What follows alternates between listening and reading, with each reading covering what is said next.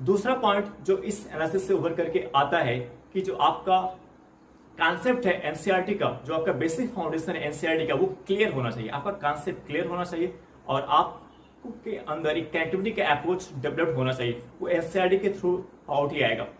यदि आप एनसीईआरटी को सरफेस टू सरफेस पढ़ते जा रहे हैं, एनसीईआरटी को पढ़ने में आप जल्दबाजी कर रहे हैं, उसके डेप्थ में नहीं जा रहे हैं, उसके इंटर में, उसके अंदर में इंटर नहीं कर रहे हैं, उसकी गहराई में नहीं उतर रहे हैं, तो आपको काफी नुकसान उठाना पड़ सकता है। इसलिए जो आप किसी बुक को बहुत तेजी से पढ़ने की आदत है, आप आगे बढ़ते जाते हैं लेकिन आपको कुछ समझ में नहीं आता, कोई भी कॉन्सेप्ट आपको क्लियर नहीं होता, इस पे आपको काम करने की जरूरत है।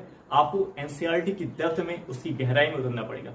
एक बार जब आप एनसीईआरटी की डेप्थ और एनसीईआरटी की डेप्थ में जब एक बार आप उतर जाएंगे तो आप पाएंगे कि अगर आप एक एनसीईआरटी में अगर एक एनसीईआरटी 100 पेज की है, अगर आप एक